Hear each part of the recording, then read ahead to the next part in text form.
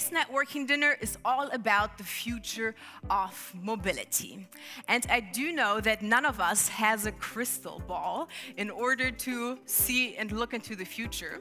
But I do believe that we do have some people, experts that have done some change in mobility before that could maybe give us a glimpse of how the future will look like. I am now, therefore, very excited to be jumping right into our panel. The first person I'll be introducing is a woman that served as a commissioner of the New York City Department of Transportation for 6 years. And to be honest, within those 6 years, she literally turned New York City upside down. Please welcome with me Janette Sadik-Khan. What is the greatest current challenge in the context of global developments for future mobility? 3, 2, 1. What we got here? Climate, the automobile, customer, mobility, justice.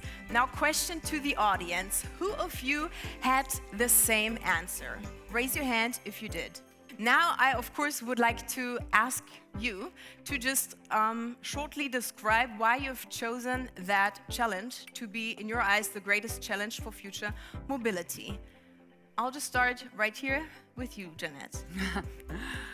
Well, it's great to be here with all of you, and particularly at this incredible moment in time. I mean, we are all facing incredible issues, whether it's health crisis, economic crisis, climate crisis. It's a very difficult moment.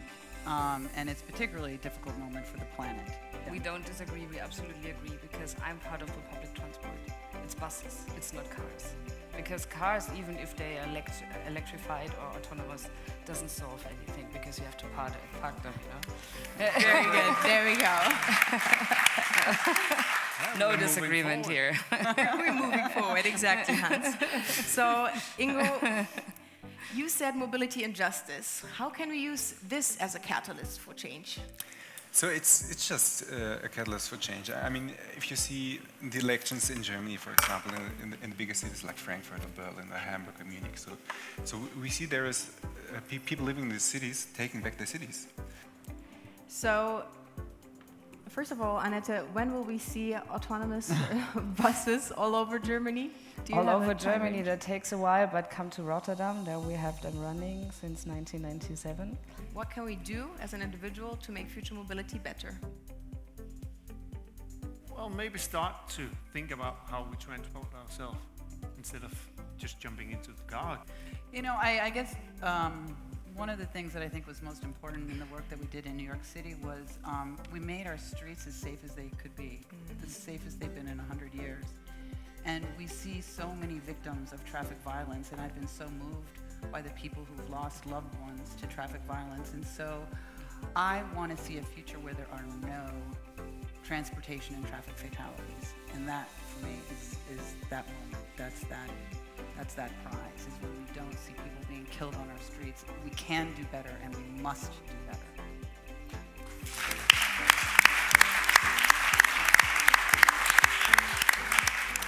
Thank you all so much for your inspiring insights, your learnings, for just coming today and sharing your knowledge with us. I'm very delighted to see how future mobility will evolve and change, and if we will end up in such a great future you promised. Give again a warm round of applause for our speakers.